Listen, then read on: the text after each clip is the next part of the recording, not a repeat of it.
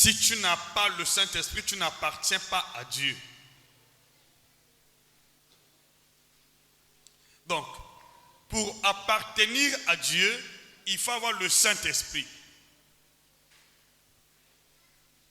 Et pour avoir le Saint-Esprit, il faut le connaître, il faut le voir.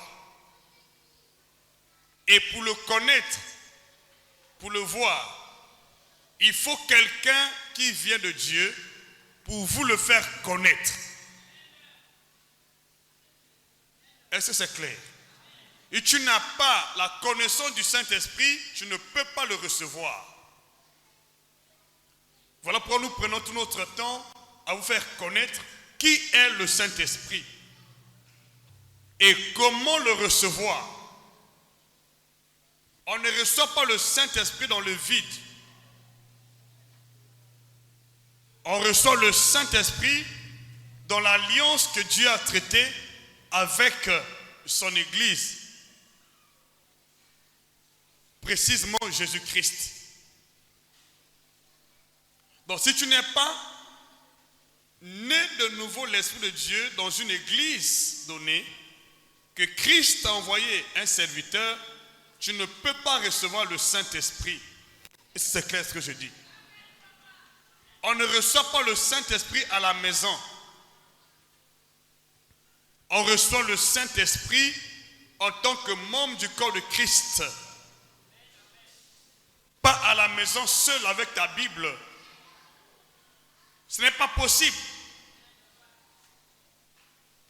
Il faut quelqu'un envoyé par Dieu pour que tu reçoives le Saint-Esprit. Il y a beaucoup de gens qui prétendent avoir le Saint-Esprit, mais sans l'avoir parce que ils ont commencé à parler en langue à la maison, tout seuls. Il n'y avait personne pour te présenter le Seigneur. Il n'y avait personne pour te présenter Jésus, ni le Saint-Esprit. Tu as commencé à parler en langue. Je dis, ce parler en langue n'est pas le vrai. Souvent, ce sont des gens qui parlent en langue, mais ils n'ont pas le fruit de l'esprit. Souvent, ce sont des gens qui parlent en langue, mais ils sont dans le mensonge. Ce sont des gens qui parlent en langue, mais ils sont toujours dans la fornication, dans le vol, dans la haine, dans la jalousie. Or, le Saint-Esprit est l'esprit de sainteté. Il ne peut pas habiter un corps sale, un corps qui est dans le péché.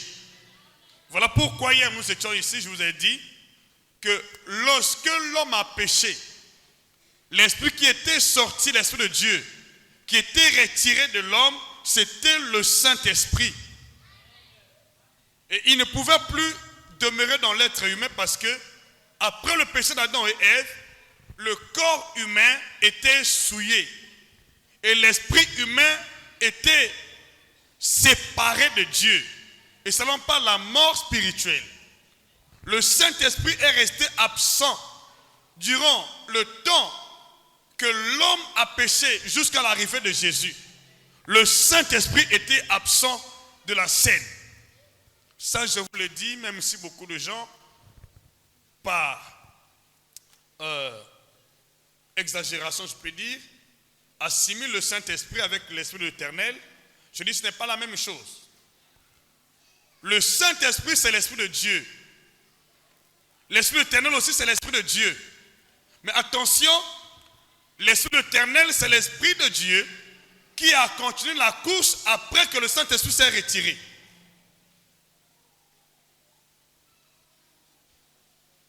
Parce que le Saint-Esprit ne peut pas habiter dans un corps de péché. Or, le Saint-Esprit habite dans le corps humain au sein de son esprit.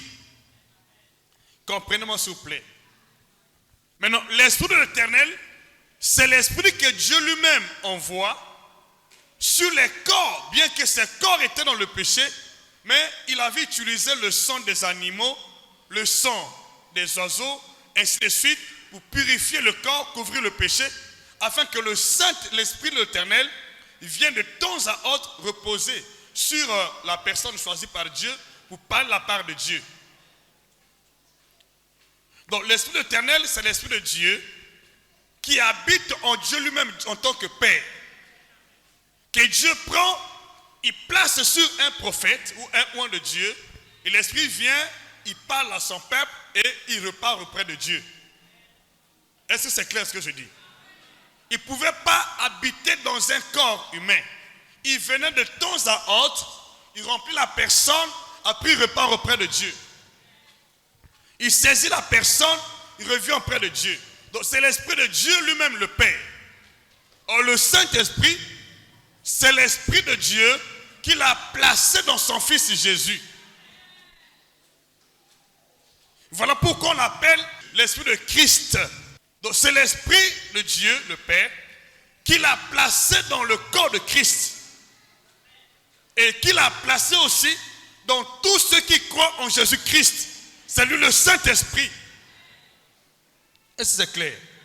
Donc le Saint-Esprit, c'est l'Esprit de Dieu qui habite avec nous, qui demeure avec nous. Dans le corps de Christ. C'est le même Esprit de Dieu que Dieu a répandu sur le corps de Christ et sur ceux qui croient en Jésus. Donc la particularité, c'est que le Saint-Esprit habite le corps de Christ. Or, l'Esprit éternel, c'est l'Esprit de Dieu qui est toujours avec Dieu, qui venait de temps à autre animer un prophète et repartir. Et jusqu'à présent, il est toujours sur scène. Mais le Saint-Esprit était absent dans l'ancienne alliance à cause du péché de l'être humain, à cause de la mort spirituelle de l'être humain. Il n'avait plus de place. Parce que selon qu'il était conçu par Dieu, il habite seulement dans un corps saint, pas un corps de péché. Lorsqu'il y a le péché, il ne peut pas habiter. Et quand Adam a péché, il était sorti. Parce qu'il habite seulement dans le corps, un corps qui est saint, sans tache, sans défaut. Il est le Saint-Esprit. Dieu l'a pris et l'a placé dans le corps de Christ. Il ne pouvait pas venir avant que Christ ne vienne. Voilà pourquoi, durant tout le temps que Christ n'était pas encore là, le Saint-Esprit n'est pas venu. Beaucoup de gens confondent le Saint-Esprit et l'Esprit de l'Éternel. Bien sûr, c'est l'Esprit de Dieu, mais ils n'ont pas les mêmes fonctions. Ils n'ont pas joué les mêmes missions. Le Saint-Esprit est avec nous éternellement, avec nous et en nous. L'Esprit de Dieu qui habite en nous et en Christ s'appelle le Saint-Esprit. Est-ce que c'est clair? Donc le Saint-Esprit est l'Esprit de Dieu qui habite en Christ et en nous. C'est l'Esprit que Dieu a fait habiter en Christ et en nous. C'est lui qu'on appelle le Saint-Esprit. Il ne pouvait pas venir sans que Christ ne soit là. Si Christ n'était pas venu, le Saint-Esprit ne venait pas. Il est venu parce que Christ est venu. Mais cependant, l'Esprit éternel était toujours là. Que Christ vienne, que Christ ne vienne pas, l'Esprit éternel est là. Qui peut dire Amen. Qui peut dire Amen. Qui peut dire Amen plus fort. Le Saint-Esprit est venu à cause de Christ. Si Christ n'était pas venu, il ne venait pas. Le Saint-Esprit est en nous à cause du corps de Christ. S'il n'y a pas de corps de Christ en toi, il ne peut pas habiter en toi. Est-ce que c'est clair? Mais c'est l'Esprit de Dieu. Voilà, ici vous pouvez comprendre. Donc, Dieu le Père, c'est celui qu'on appelle Dieu Tout-Puissant, Éternel des armées, tous ses noms, le Seigneur des Seigneurs, le Créateur de toutes choses, c'est Dieu. Mais le Saint-Esprit, c'est l'Esprit de ce Dieu-là qu'il a placé dans son Fils. Et dans tous ceux qui ont le corps de son Fils, Jésus-Christ. Est-ce que c'est clair? Donc voilà, le Saint-Esprit, c'est l'Esprit que Dieu a placé en Christ son Fils et dans la vie de tous ceux qui ont Christ en eux, qui font partie du corps de Christ. Donc maintenant, Christ lui-même, en tant que Fils de Dieu, est la parole. Donc, avant de venir auprès de Dieu, Christ c'est la parole. Et voilà pourquoi la Bible dit la parole faite chair. Et tant que parole faite chair, si Dieu ne place pas en lui son esprit saint, il n'allait pas faire de miracles. Raison pour laquelle, après sa naissance, il avait le nom, il a la parole, d'abord la parole faite chair, il avait le sang sans tache, sans défaut, tout ça c'est bon. Il a le corps sans péché, mais il n'a fait aucun miracle. Il attendait le Saint-Esprit, celui qui communique la puissance. Alors Jésus-Christ, en tant qu'il est aussi humain, il avait en lui l'esprit humain. Et le Saint-Esprit habite en Jésus-Christ dans son esprit humain.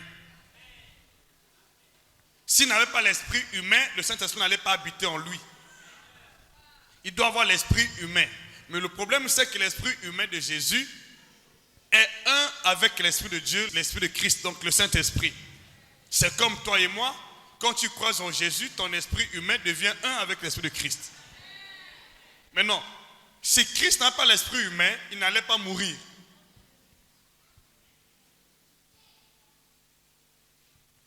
Pour que Christ meure, il doit y avoir un esprit humain en lui. Lorsqu'il était sur la croix, il est devenu péché. Il y a eu séparation entre l'esprit humain de Christ Jésus et le Saint-Esprit. C'est vous l'a dit, mon père, il avait parlé en araméen, pourquoi m'as-tu abandonné? Parce qu'il y avait séparation entre son esprit humain et l'Esprit Saint. Donc Jésus, pendant qu'il était sur la croix, il était privé de l'Esprit Saint. Voilà pourquoi sa mort était constatée. Dans la chair et aussi en esprit. Le troisième jour, c'est le Saint-Esprit qui est venu sur lui, sous la forme de l'ange de l'Éternel, et le tombeau était ouvert, et le Saint-Esprit est rentré pour amener Jésus en vie. Qui peut dire Amen? C'est ce qu'on a écrit dans Romains chapitre 8, à partir du verset 9 jusqu'à 11. Si l'esprit de celui qui a ramené Jésus-Christ entre les morts vit en toi, il rendra aussi la vie à vos corps mortels. Jésus avait l'esprit humain. Puisque le second Adam, parce que le Saint-Esprit habite dans l'esprit humain. L'Esprit de Dieu, l'Esprit de l'Éternel, repose sur les prophètes et les oints de Dieu grâce à l'esprit des prophètes. Il vient se poser sur l'esprit des prophètes qui est répandu sur l'homme de Dieu. C'est pourquoi il ne venait pas sur tout le monde. Il venait seulement sur ceux qui étaient oints de l'esprit de prophète. Il vient sur eux et les prophètes parlent la part de Dieu au nom de l'Éternel. Donc, pour que l'Esprit de l'Éternel vienne sur personne, Dieu prend d'abord son esprit des prophètes, il répond. Voilà pourquoi on n'avait pas considéré Adam comme prophète. Parce que logiquement, le ministère prophétique a commencé avec des gens comme Noé, qui ont commencé à parler de la part de Dieu. Parce que Dieu a répandu son esprit après le péché d'Adam et Ève. Au moment que Dieu a répandu son esprit des prophètes, il donne à quelqu'un l'esprit des prophètes et l'esprit de l'Éternel vient reposer sur l'esprit des prophètes. Il commence à parler de la part de Dieu. Or, le Saint-Esprit, ce n'est pas ça. Dès lors que la personne humaine est morte en esprit, il sort. Il s'en va. Il revient lorsque la personne humaine est revenue en vie, en esprit, en Jésus-Christ. Et Dieu nous a donné un nouveau corps en Jésus-Christ. Seulement que le Saint-Esprit est venu pour habiter dans notre esprit, au sein de notre esprit, à travers notre corps. Donc ici tu peux comprendre, l'Esprit de l'Éternel c'est l'Esprit de Dieu lui-même, Dieu le Père, qui est jusqu'à présent en lui-même Dieu le Père. Le Saint-Esprit c'est l'Esprit de Dieu le Père, qui habite dans le corps de Christ et dans tous ceux qui croient en Jésus.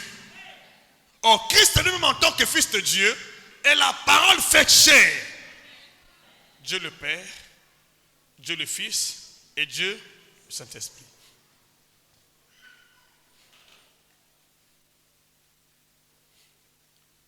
Beaucoup de gens ne comprennent pas ça. Ils parlent de Dieu le Père, le Fils, le Saint-Esprit, mais ils ne comprennent pas. Surtout sur le Saint-Esprit, ils ne comprennent pas ces deux choses. Le Saint-Esprit est l'Esprit de Dieu qui habite le corps de Christ. Et pour l'éternité. Et c'est celui qui habite avec nous. Si tu ne l'as pas, tu n'as pas Christ. Si tu n'as pas de communion avec lui, tu n'as pas Christ. Et tu ne connais pas le Saint-Esprit, tu n'as pas Christ. Et ta prière est une abomination. Logiquement, on ne peut pas connaître Christ sans le Saint-Esprit. Parce que c'est lui qui témoigne de Christ. C'est l'Esprit de Christ qui dit Amen. Moi, je veux que tout le monde ici soit rempli du Saint-Esprit. Baptisé du Saint-Esprit. Parce que sans le Saint-Esprit, tu n'as pas Christ. Sans le Saint-Esprit, Jésus revient aujourd'hui. Tu vas en enfer, pas toi. Il n'y a pas de vie en nous. Mais si tu crois en Jésus, sans le Saint-Esprit. Logiquement, l'Église, on ne cherche pas d'abord Jésus. On cherche son esprit. Et quand son esprit en toi, il te révèle Jésus. Il te révèle Christ. Alors, bonne partie, les gens parlent de Jésus, mais sans le Saint-Esprit.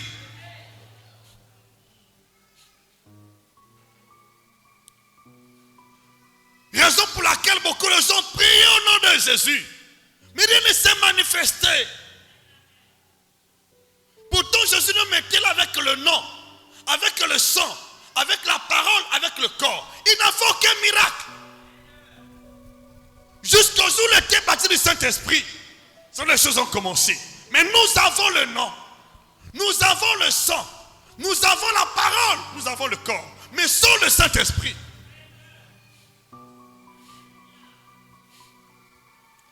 Vous savez, bien-aimés, écoutez ceci.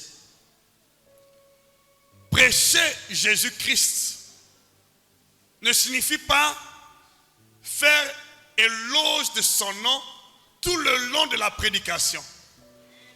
Ce n'est pas ça. Ni faire éloge du nom d'un envoyé de Dieu tout le long de la prédication. Non.